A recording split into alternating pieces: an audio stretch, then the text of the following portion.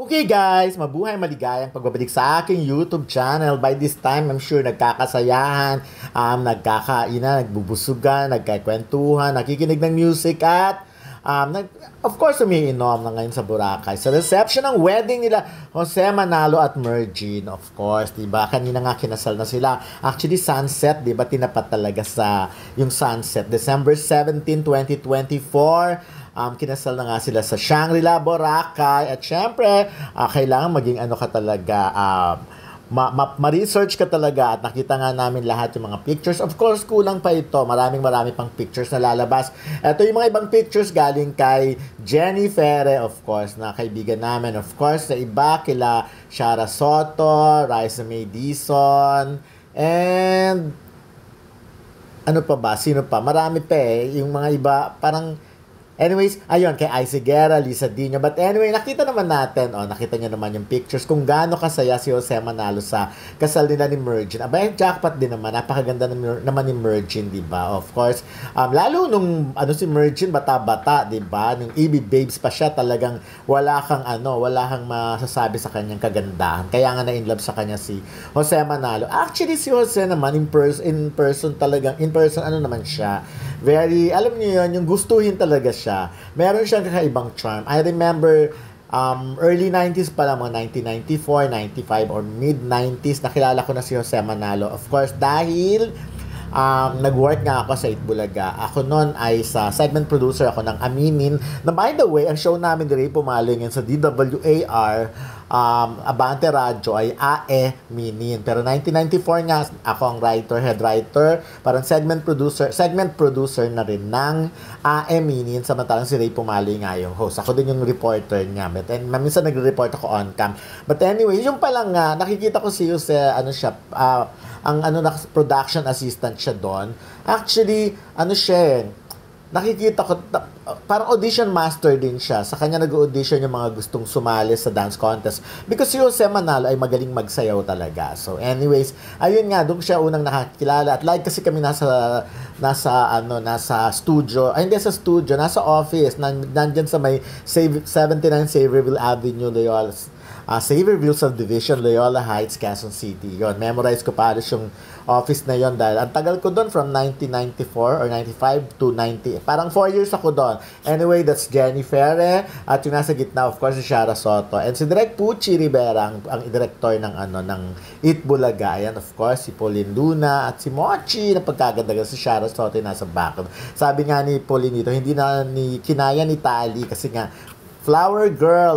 Alam niyo, ang ganda-ganda, talaga, very cinematic talagang, kung sa bagay, mga taga-TV. Of course, Maine Mendoza and Congressman Arjo Atayde ay nandun. Kasi sa bagay nga, again, ulitin ko, mga taga-TV kasi nagtatrabaho. Mga TV yung involved dyan. TV production. Kaya nang nakita nyo, production pala, ang ganda-ganda sa Shangri-La, Boracay. Actually, naka-attend na ako ng wedding sa Shangri-La, Boracay. Of course, that was anong year pa ba yun? Nakalimutan ko na sa tagal na rin. Basta, kasal yon ng, I think 2015. Yeah, kasal yon ng apo ni Mother Lily Monteverde, si Kit Monteverde, na ngayon, by the way, siya ng namamahala ng Regal Entertainment. Ayan, si Tali, ang Flower Girl, diba, bongga. But, ayun. Tapos, ito na, nakita naman natin. Pagkasaya-saya, diba? Talaga naman si Raisa May Dizon. Mapakasabi. Si Jose nga ay very happy na tao. Alam mo, si Jose, pag yan, masarap kausap yan. Seryosong-seryoso. At alam mong meron siyang, may wisdom Sabay, sa haba ng pinagdaanan ni Jose Manalo. At aminado siya na talagang marami siyang experience na kakaiba. Of course, di ba, laking tondo nga si Jose Manalo. Kaya astigin, lamang kalye. Alam niya lahat yan. So, dati kasi, anyway, si Icy Guerra, of course, ay invited. At isa siya sa mga, dapat lang na isa siya sa performer. Ayan, si Ryan Agoncillo. Of course, kung may Ryan Agoncillo, nandiyan din si Judy Ann Santos na makikita nyo, di ba? Bongga. Anyways, ayun, si Jose Manalo, madali siyang pakisama. Of course, hindi mawawala mga taga-Itbulaga. Diba si Aileen, si Joey De Leon, ayan, Tito Soto, Helen Gamboa, Lisa Dino, and Icy Guerra. Ito, the night before the wedding pa yan. So, sa isa sa mga dinner nila yan. Alam niyo, na-experience ko nang sumama sa kanila before. Ang saya-saya. Talagang ano lang,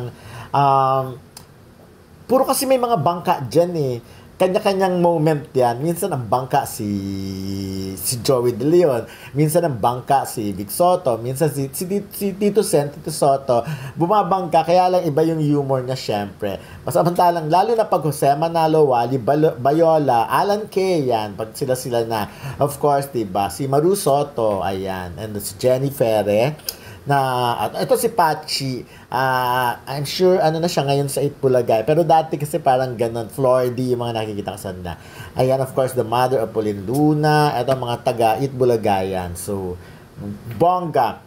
Anyways, may mga konting trivia lang ako, may mga kwento lang ako about. Dati kasi syempre hindi pa maamin ni Jose at saka ni Mergine ang kanilang relationship kasi nga meron pang mga ano, di ba? Alam naman natin si Jose ay taken na noon. May mga partner na siya. Nakailang partner na rin siya noon. May mga anak nga siya, di ba? Ang lalaki na rin. Na nag-artista na din, di ba? Si Nico, tsaka yung Nico Manalo. And, syempre, si Benj Manalo na asawa ni Lovely Abelia. Anyway, so, may one time, pag nasa, may shows out of town or out of the country, hindi mo mahahalata. Pero si Mergine ay kasama.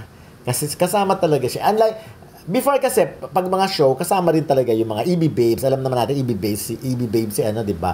Si Mergine. So, may mga kasama rin talaga. Kasama sila. Pero may mga out of the country, merong mga bansa na hindi kasama mga dancer. Yung mga host lang talaga. Pero nabubuking din na may kasama. Kasi si Jose, lagi siyang nawawala. Especially pag yung gabi na hanapin na, saan na si Jose, ganyan-ganyan, mga ganito. Kasi usually sanay kasi ang mga taga-Bulaga, talaga yan, event sa kanila yung pagkasamang kumain ng breakfast, lunch, and dinner. Especially yung dinner, pinaghahandaan talaga yan. Doon talaga nagkikita-kita. So, at ako na-experience ko nga yun. So, gayon na nawawala. So, anyways, one time, sa Japan yun, kami, kasama ko pa si Malu Chofa, gano'n. So, si Paolo Ballesteros kasama rin. Naglalakad-lakad kami, naghahanap kami ng bar sa Japan. Malapit lang dun sa hotel namin. So, walk.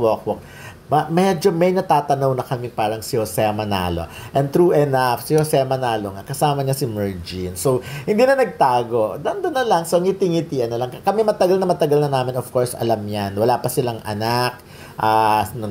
Nung nalaman namin yon. But of course, hindi naman kasi sa amin, kumbaga wala namang kaming karapatan na tsaka naging kaibigan naman namin si Jose at wala namang kaming planong ilabas yun kahit alam naman natin tinatago nun, ba't naman namin ilalabas. So, ngayon talaga, legit na. Tsaka may mga anak na rin sila. And happy family, wala na rin namang sabit si Jose Manalo. So, ayun lang naman ang mga kwento. But anyways, ayun, kasama nga rin pala dyan, nakita namin si Miles Ocampo, diba? At syempre, si Elijah Canlas ang kasama nila. Mukhang yun ang inaasahan na susunod na ikakasal na lang. Kasi syempre, sino pa ba ang mga single? Si Paolo Ballesteros ba magpapakasal, diba? So, ayun, mukhang si Miles Ocampo at si Elijah Canlas. Kasi, syempre, saan pa ba pupunta yun? Sana nga maging sila talaga. At sana nga magtuloy-tuloy yung relationship. Mukhang, naman sila, mukhang they love each other. Nagkahiwalay, nagkabalikan. At ito nga, and going strong kanilang relationship. So, malaking bagay din talaga yung mga tao sa paligid mo. Ganun ang mga ina-advise sa'yo. So, kumbaga nagkakaroon ka ng role model na nakikita mo. Katulad nga, di ba si Bossing Vic Soto for the longest time talaga, pero kailan lang talaga sila nagpakasal ni Pauline. Napakabilis ng panahon.